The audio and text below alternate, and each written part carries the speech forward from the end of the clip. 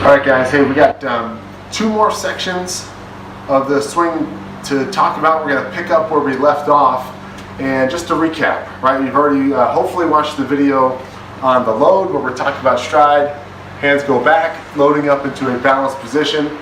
Number two, we were talking about once we were loaded up, that we're going to start the swing with our big muscles. We're going to think of turning our core towards our target, which is the baseball, coming from the pitcher, so we're turning towards the pitcher, and then eventually we'll add our arms and our hands in the part three that we talked about, arms and hands, and finally the barrel, okay, as we're making contact.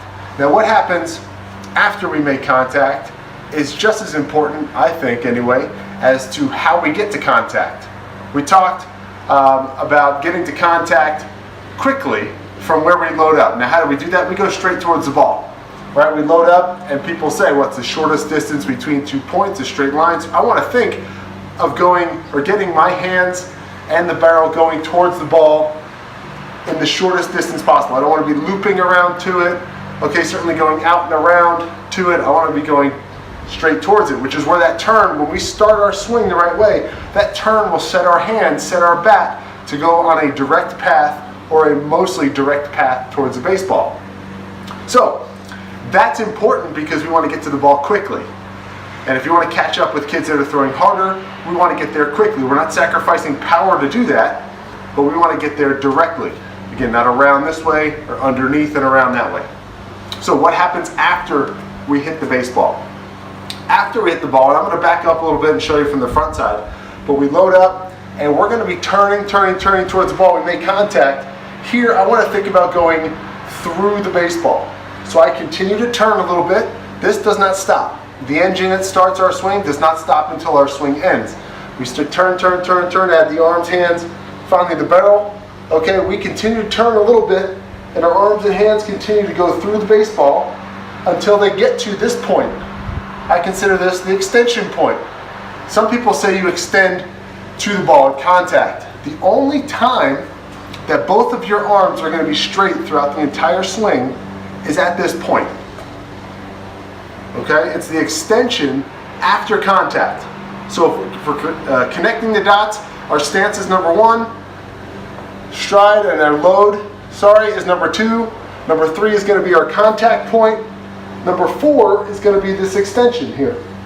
It's the only time in the swing where both arms are extended all the way. Okay, here you might load up and one arm might be extended. This arm might be extended most of the time. But for the most part, arm's going to be kind of relaxed. And at contact, this front arm might be straight, but our second arm, our throwing arm or our top hand arm will probably still be bent, and then we go through the ball and we get to extension out here. Now from the front, I load up, I start to turn, my hand, my bat comes to the ball contact, and I'm going straight back to where the ball came from. This is the only time in the swing where everything is pretty much lined up. Our hips and our shoulders are in line. Okay, they haven't really been in line since they were in our stance. They're in line. I'm facing the pitcher, my arms are together in front of me, right in front of my chest. The bat's pointed straight at the ball or straight at the pitcher, okay, or wherever it goes, really. I'm going to be extending through the baseball. This is really the only time where everything's lined up. Hips, shoulders, arms are right out in front of us, fully extended. We get to this point. Now this is something we can practice, okay, and when you're taking your dry swings, you can practice it. I just want you to think connect the dots though for right now. We're going to think when we swing, after we hit the ball, I want you to get to this point after you hit the baseball. Now sometimes you might be a little this way, sometimes you might be a little that way. I don't care, as long as you're generally going through the baseball. What do I mean by that? Or what do we want to avoid, I should say? What are the negatives of this? Well, sometimes we hit the ball and the hands and everything just stay close and we finish the swing without getting extended first. We don't want to try and finish the swing just after we hit the ball. We want to follow through. And I'll explain the same thing when we throw. It'd be like throwing a baseball and doing this. Throw, let go, and then just coming right in here. When you throw a baseball, you throw and you get through the baseball. You extend out this way. We do that in our drills. The first drill we do, we extend out after we release the baseball. Extend out. Even this one here, turn, extend out. The ball's gone, but we want to go through the baseball, get the most that we have into it, make sure we go through. If you were to punch, if I were just to punch and stop here, I made contact, I made the connection, hit, punch. Am I done? Should I just go, oh, I'm done right there? Or should I, if I hit and I go through, what's going to pack a bigger punch, make a bigger impact? Seems like a rhetorical question, a dumb question, but obviously the one where I make a complete follow through is going to make the better impact. So when we swing, I want you to think, okay, of connecting the dots. And we've gone through a couple of them, but this is number 4. 1 in our stance, 2 loaded up, 3 as we turn and add everything else and get to contact. My arms aren't completely straight yet, and now I go through the baseball and my arms are straight.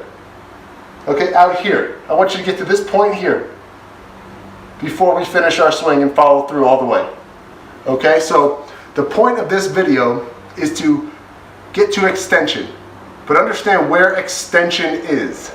It's after we make contact, it's after the ball's off our bat, we want to get through. Same way we throw, the ball's out of our hand, but we extend well out here after the ball's gone.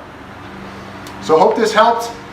Again, this is the 4th part of the swing. We're going to have one more after this, and then we'll recap. But getting extension through the baseball, trust me, you may not think you're swinging hard, but if you get through the baseball, that ball's going to take off your bat. Those times where we think hard or squeezing that bat so tight, it's going to be cut off. We may get to the ball, but we're going to cut it off because we're going to be so tight. Through the baseball, extend through it. Hope you enjoyed the video. Look out for the next one.